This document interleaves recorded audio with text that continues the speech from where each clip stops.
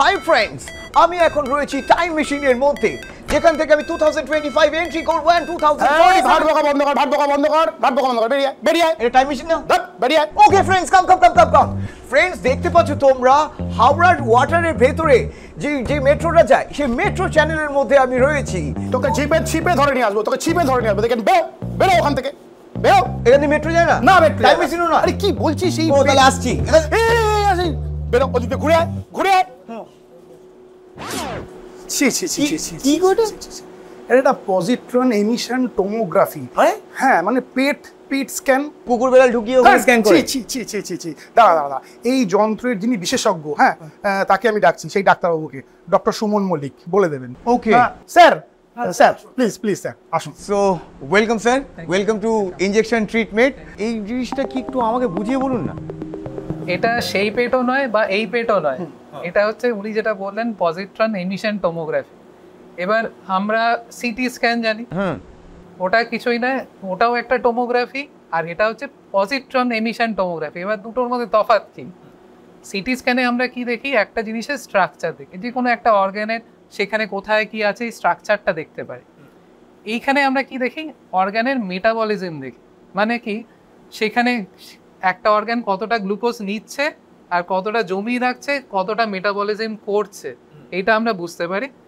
এবার এই মেশিনটা যদি দেখেন, এই যে এতক্ষণ বলছিলেন মেট্রো টানেল বা টাইম মেশিন, এটা এত লম্বা হওয়ার কারণ কি? আমরা সিটি স্ক্যানে দেখেছি গোল মেশিনটা থাকে, এখানে অ্যাকচুয়ালি দুটো মেশিন আছে, একটা সিটি স্ক্যানার আছে, তার সঙ্গে একটা পেট স্ক্যানার আছে। এই পেট স্ক্যানারে এই যে মেটাবলিজমটা আমরা দেখি সেটার ইনফরমেশনটা নেওয়া হয়, আর সিটি স্ক্যানারে যে নর্মাল সিটি স্ক্যানের ইমেজ সেটা নেওয়া হয়।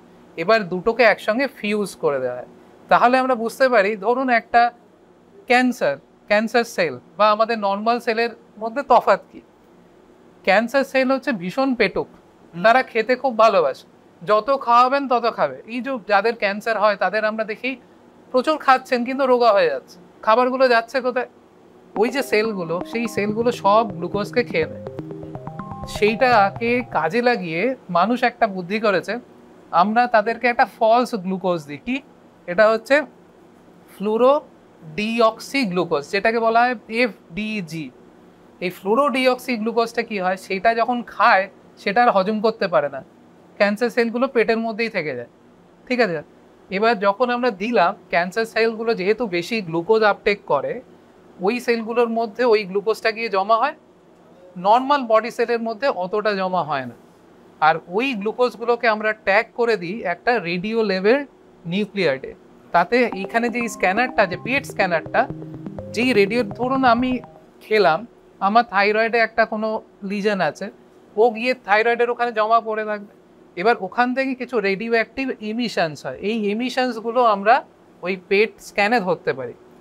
এবার এমিশন যে হচ্ছে কোন জায়গা থেকে বুঝতে পারলাম, আর সিটি স্ক্যানে বুঝতে পারলাম থাইরয়েডের কোন জায়গাটা বা স্ট্রাকচারটা বুঝতে পারলাম। এটা যখন আপনাদের ছবিটা দেখাবো তখন আরও ব্যাপারটা ক্লিয়ার হবে।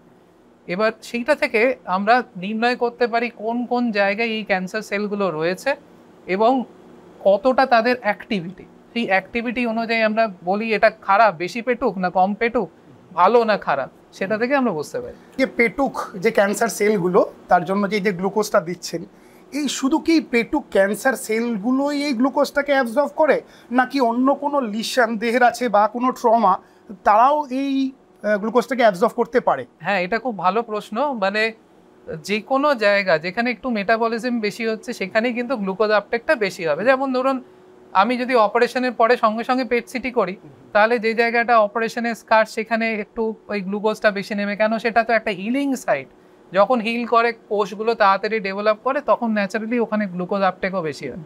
বা কোথাও কোনো একটা ইনফেকশন হলো, আমাদের দেশে যেমন টিউবারকুলোসিস খুব বেশি হয়, সেখানেও কিন্তু এই টিউবারকুলার জীবাণুগুলো তারা এই গ্লুকোজ আপটেক করতে থাকে। সেখানে ইনফ্লামেশন থাকলে সেখানে একটু আপটেকটা বেশি হতে পারে। তো ন্যাচারালি আপটেক বেশি থাকলেই যে সেটা ক্যান্সার তা কিন্তু নয়, অন্যান্য কিছু জিনিসেও হয়। কিছু কিছু নর্মাল সেল থাকে যারা মেটাবলিজম বেশি করে, যেমন আমাদের সমস্ত ইউরিন, যে আমরা ইনজেকশনটা দিলাম যে গ্লুকোজটা, সেটা বেরোবে কোথা দিয়ে? ইউরিন দিয়ে বেরোবে। তো ন্যাচারালি কিডনি এবং ইউরিনারি ব্লাডারে সেই আপটেকটা বেশি থাকে। তো সেইগুলো স্ট্যান্ডার্ড কতগুলো জায়গায় আপটেক হয়, যেগুলো ন্যাচারালি আপটেক হয় না অথচ আপটেক হচ্ছে, সেইগুলোকেই আমরা অ্যাবনর্মাল হিসেবে ধরি এবং সেটা সিটি স্ক্যানের মাধ্যমে যখন ফিউজ করি তখন জিনিসটাকে বোঝার চেষ্টা করি কোন জায়গা থেকে জিনিসটা হচ্ছে। এটা হচ্ছে আমাদের মেন এরিয়া, আর একটা হচ্ছে কনসোল রুম, যেখানে গিয়ে আমরা দেখব যে ক্যান্সার ডিটেক্ট করার পর সেলটাকে কেমন দেখতে লাগে এবং বাকি পুরোটা যেটা স্যার বলেন সেটা আমরা ছবিতে দেখব। সো আমরা এই মুহূর্তে রয়েছি পেট স্ক্যানের কনসোল রুমে। এই রুমে কি হয়? এই রুমে এই যে দেখতে পাওয়া যাচ্ছে, এই যে সামনে মনিটর, এখানে যা ওইখানে যা উঠলো সেটা এখানে এলো, এখানে আসার পরেই আসল জিনিসটা এটাকে ভালো করে পরীক্ষা করে তারপরে ওই যে রিপোর্টটা। তো স্যার এবার এক্সপ্লেন করবেন যে এই কনসোল রুমে কি কাজ হয়।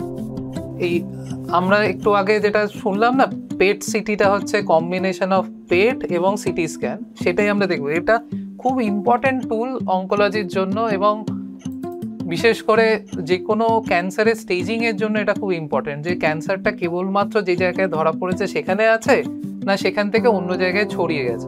আমরা প্রথমে দেখব পেট স্ক্যানটা কেমন দেখতে হয়। কেন, যখন পেট স্ক্যান প্রথম আবিষ্কার হয়েছিল সেই সময় শুধু পেট হিসেবেই ছিল, ওটা পেট সিটি ছিল না।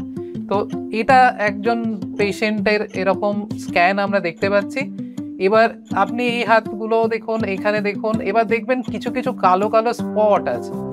এই কালো কালো স্পট মানে হচ্ছে যে জায়গাটা একটু আগে বলছিলাম না ওই পেটুক সেলগুলো রয়েছে এবং খাওয়া দাওয়া করছে, ওই কোথায় খাচ্ছে সেটা কিন্তু আমরা এখান থেকে ধরতে পারছি।